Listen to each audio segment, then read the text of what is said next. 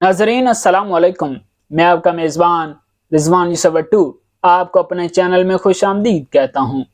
नाजरीन, सियासत का आगाज़ कब और कहाँ से हुआ और फिर इसके अंदर एवोल्यूशन कैसे होती गई, इसको समझने के लिए हमें हिस्ट्री की कुछ किताबों का मुताला ज़रूरी है।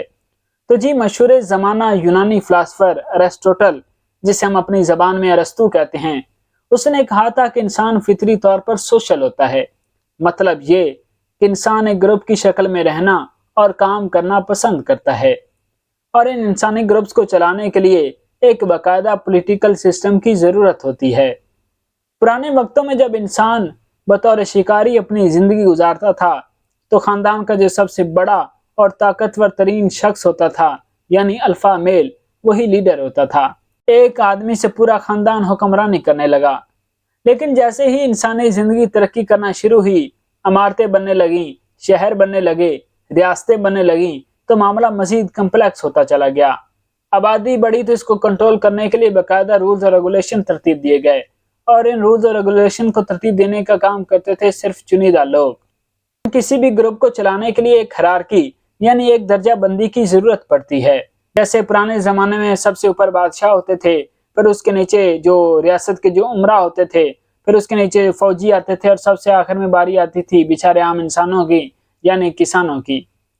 तो नाजरीन, मुझे ये बात कहने में कोई मुज़ायका नहीं है कि यूनान से ही दरअसल सियासत शुरू हुई और यूनान से ही हुकूमत करने का आगाज हुआ। नाजरीन, वो यूनानी ही थे जिन्होंने पहली मरतबा जमहूरियत को इंट्रोड्यूस करवाया। वहाँ की लोकल अवाम ने 1510 बीसी में अपने जालिम हुक्मरान को हटाकर पावर अपने हाथ में ले ली।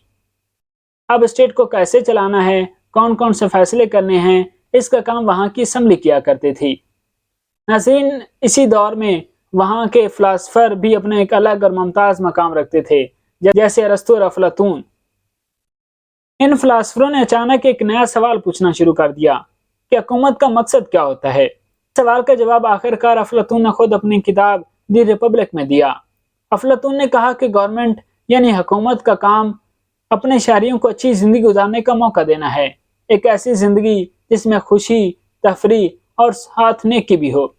साथ ही अफलातून ने यह भी बात कर दी कि अच्छी जिंदगी गुजारने के लिए अकल, दानाई और सोच सिर्फ फिलासफर के पास होती है। हर शख्स को इन कॉम्प्लेक्स कंसेप्ट का पता नहीं होता। अच्छी जिंदगी गुजारने के लिए बाकायदा रहनुमाई की जरूरत होती है। हुकूमत का काम ही यही है कि वो लोगों को रहनुमाई दे, और चूंकि ये काम सिर्फ फिलासफरों को आता है, इसलिए हुकूमत भी फिलासफरों को देनी चाहिए। ये थी उस्ताद की बात। अब सुने शागिर्द यानी अरस्तू वो क्या कहता है। उसने सबसे पहले ये पता लगाया कि हुकूमत होती कितनी तरह की है। उसने हर तरह की अच्छी बातें और बुरी बातों को जांचना शुरू किया, ताकि पता लगाया जाए कि कौन सा पॉलिटिकल मॉडल बेस्ट होता है। उसने कहा कि हुकूमत या तो रियासत के फायदे के लिए काम करती है, या फिर उनके लिए जो पावर में होते हैं, जिसे उसने नाम दिया करप्ट गवर्नमेंट का। मजीद उसने अच्छी और करप्ट गवर्नमेंट की तीन इकसाम बताई। अच्छी गवर्नमेंट में रियलिटी, एरिस्टोक्रेसी और कॉन्स्टिट्यूशनल पॉलिटी थी। इसी तरह करप्ट गवर्नमेंट की भी उसने 3 इकसाम बताई, जिनमें टायरनी, ओलिगार्की और डेमोक्रेसी थी। यहाँ डेमोक्रेसी से मुराद ये था कि वो कुछ लोगों के फायदे के लिए काम करती थी। लेकिन ये गवर्नमेंट की फिलासफिकल बहस महज कुछ अरसा रही, क्योंकि इसके फौरी बाद वहाँ कुछ जंगजुओं ने दोबारा हुकूमत संभाल ली। लेकिन फिर 18वीं सदी में दोबारा इस फिलासफिकल पॉलिटिकल बहस ने जन्म लिया। इसी दौर में एक इंग्लिश फिलासफर थॉमस हॉब्स ने दोबारा एक सवाल पूछना शुरू कर दिया कि इंसान बगैर हुकूमत के कैसे रहेगा।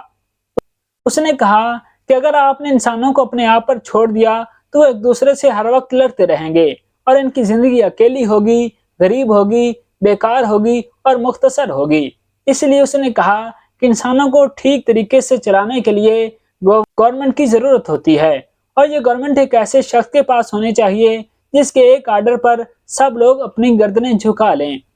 तो नाजरीन, ये थी आज की वीडियो। उम्मीद है आपको पसंद आएगी। शुक्रिया।